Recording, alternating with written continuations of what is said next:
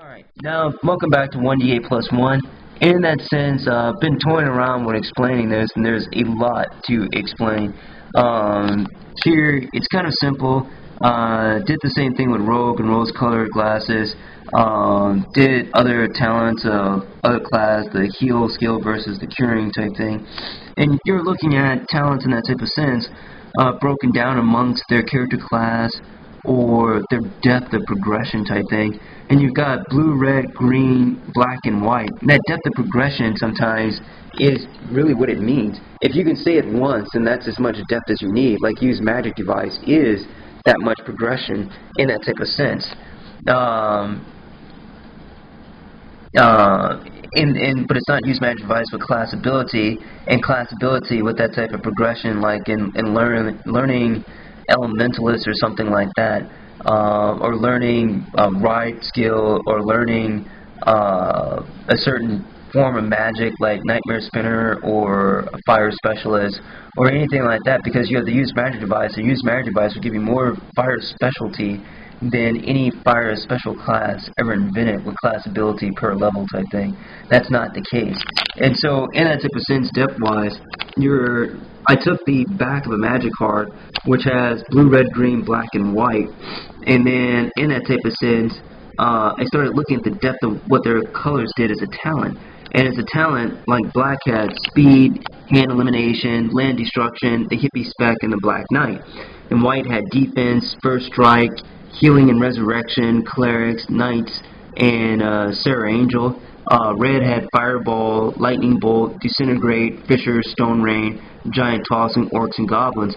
In that talent, it's not an individual type thing, because in that, green just does, or blue, does as much goblins and orcs than red could ever imagine. And that's not the case. That's not right. That's something that is more specific to red. And it's kind of something more specific across all the character classes, that once you start smushing down, you are getting a sample of their ability, but you're not getting 20th level stretch or 20 different class abilities of their ability. You're getting 3 or 7 of their abilities, and that's the 7 best that you can put in there. That's not the case in that situation. And so you kind of have to pick a path of that type of thing and do the best that you can. There's no such thing as path in there. There's just ultimate modularity in AD&D. And in that type of sense, you start convincing yourself, like green or blue having more orcs than red, or if I take 2 red orcs and then mix it with my blue-green deck, then I'm the ultimate red deck that's ever been built, because the operation of how I use those orcs, and it's like it is a sample of all orcs from the red deck, and so it's 4 red orcs of all red orc types of the red deck in my blue-green deck with the red. And I don't think that's going to be the case. You're going to probably be sampling in that sense, unless it's a tower power type thing. And I guess then it would be that you could pool all of them in a competition, but I'm not sure, or not competition, I'm not sure if that's the true pace of a full-out red deck or red deck type thing. And so that's what you have to keep separate in that depth manipulation type thing before before you pick your own career path in that sense, or convince yourself of your own career path. And some of that might be very, very true. I mean, blue and green is probably helping out some concepts of an orc deck in a sense, but to say that it's a faster, better than a red orc deck could ever imagine because of the magic add-on, I guess is right, but a pure red orc deck is probably better at being a orc deck than some sampling manipulation type thing that doesn't even out the red flow. So then it's like the red flow is more in the red blue green deck than it is in a red deck. And that's the case there. And that green deck is elf mana, stream of life, enchantment, and lure. And lure, along with enchantments of the green deck, are fairly weak and non-individual in the green versus the white, blue, black, and red. So you don't really need green enchantments type thing in the specificness or the depth of it without it, because there's only like 1 or 2 of them that you need compared to like 30 or 40 green enchantment type thing, which you could still pull fairly effectively in a 3-color deck. So you're really just picking, I guess, the best, and the only experience of that best from 1 to 7 or 1 to 13 of Rogue, and then you can skip Rogue picking a level 14 and Rogue picking a level 15, and Rogue picking a level 16 and Rogue picking a level 17 if there were different class abilities, and Rogue picking a level 18, and Rogue picking a level 19, and Rogue picking a level 20. And since you skipped those, you're still ready to become an epic level Rogue picker or opener as an entry person type thing, and go into epic level Rogue or specialized prestige class type abilities for that. And you took the appropriate levels to do that. If you took 13 Rogue or 7 Rogue and made a background and feats and capabilities and to do so. And so that's what you're essentially saying in that type of means, and that's what you're looking at. And from there, that's very complicated. You can do the same thing across character classes, and then have skills, traps, summoners, people who have creatures, animal handlers, familiars, summoners, or magic and healing, fireballs versus heal mass and things of that nature. Steadfast people of hit points and armor, or D10 and D12 base per level. Mobility people with horses or evasion or being mounted, and tricksy metal mobility mounted people type thing. Very, very exciting things of that type of nature. And that's pretty much what you're putting together. And then you keep moving your talents towards that, and you're like, well, I'm like 5 Paladin, 5 Rogue, and I've got Lay on Hands, I've got Divine Grace and Divine Health, I've got Special Mount. And the Divine Grace is putting a Charisma bonus in your saves across there, and despite Wisdom being set by will. In that type of sense, and then you get a charisma in your will with wisdom, your reflexes with dexterity, and your fortitude is with constitution, and you get your charisma on top of all those.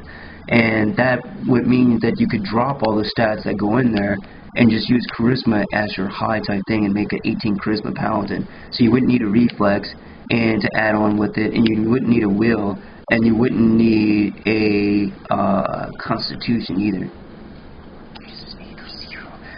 That's not what's going on in the big picture. Same with the spells being made equivalent of Paladin to the Cleric as a Bishop or Pope.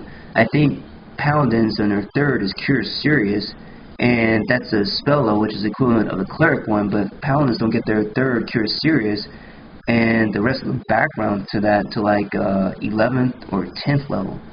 And I think for a Cleric it's 5th level when they get that.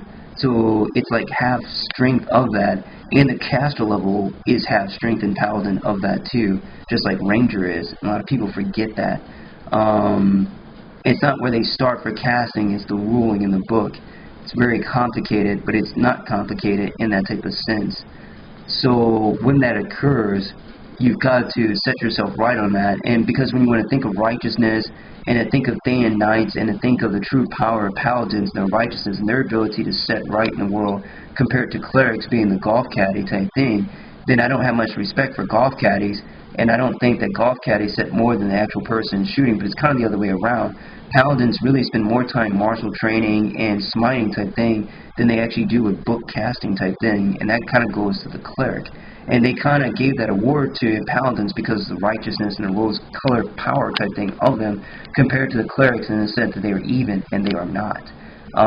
In that type of sense, one is more the Emperor and the other one's more the Apprentice, and Paladins are more the Apprentice and not being Yoda, and Clerics are more in the casting Yoda sense of it, hence why they get more of the powerful Yoda casting spells. And they like to say that Yoda had less casting capability than Anakin when he was a Jedi. I don't think that's the case. And the same situation is for the Paladin and also the Cleric. Even though the Cleric can do a little bit of combat type thing, in Yoda's case was more specialized, that's essentially what's going on. So that was an extremely, extremely long video of doing so. The Paladin has 5, and the Rogue is 5, and that's an impressive set of capabilities. And then you go into Pious Templar, also impressive capability. But when you add up that type of thing, Pious Templar does really nothing class ability-wise for lockpicking, which I guess you could give it 10 times over. And for each level of Pious Templar, which I think is a 10th level, 10 class prestige, you could give each level a different type of lockpicking class technique or Shadowrun equivalent technique of lockpicking or something like that in relation to. And I don't think that does. And the same thing with your 5 levels of Paladin, so that's 15 levels, and the same thing with 5 levels of Rogue, and that's also, goes into it, and 5 levels of Rogue does. So in that type of sense, you're not 20th level Rogue lockpicking, and really that 5 level Rogue is now ready for epic lockpicking in that type of sense, and you're not. You're 5 level Rogue picking. And when you're looking at the whole picture, you're like, I'm Paladin 5, Rogue 5, 10 Pious Templar, I'm a 20th level character, so I can just say that I'm a 5th level character, or a 6th level character, or something or a 15th level character. That's not the case type thing. That's not what's going on. That's not giving you the authority in the setup situation of that. I know it would seem cool to do so, even though the math is more accurate for the human mind working that way. And the human mind does work that way, and you still went through grade schools and high school and college. Although some people prodigy-wise do it in like 5 years. You meet prodigies that have graduated from college at 11 years old, but that's really not the case in that type of sense of what we're trying to say in the human brain training, because it's like, well, they're human or sentient creature-wise, so Paladin 5, Rogue 5, Pious Templar 10 is 3rd level, or 15th level, or, and it's 5 separate levels of Rogue, and 10 separate levels of Pious Templar. And it's a pretty impressive matrix of type things versus that, which is also right across all classes of class abilities that overlap. But there's 11 classes in the PHB. 3 of them are probably the only things you're going to take, or 7 of them. And 7 of them would all have individual class abilities that overlap type thing over 20 levels. And that would be less than 20 class abilities for them in 20 levels. So even though we work very hard to create a specialized type of thing, of character building special abilities, that would be like 140 class abilities in 20 levels, and I'm not sure if that's the mental mind thing either. I guess that is, but I don't think that is. That doesn't sound like the authority. So trying to claim other things to be the authority in AD&D, when you're looking at the whole talent list and what is in a non-rose-colored sense, is not the authority situation, and being able to be aware of that and perceive where you're going with your talents and what it takes to put that together is the authority, and that is the authority. So that's 1d8+1. Happy trails out there to looking at different talents and the real perspective on them, and making a real authority within yourself.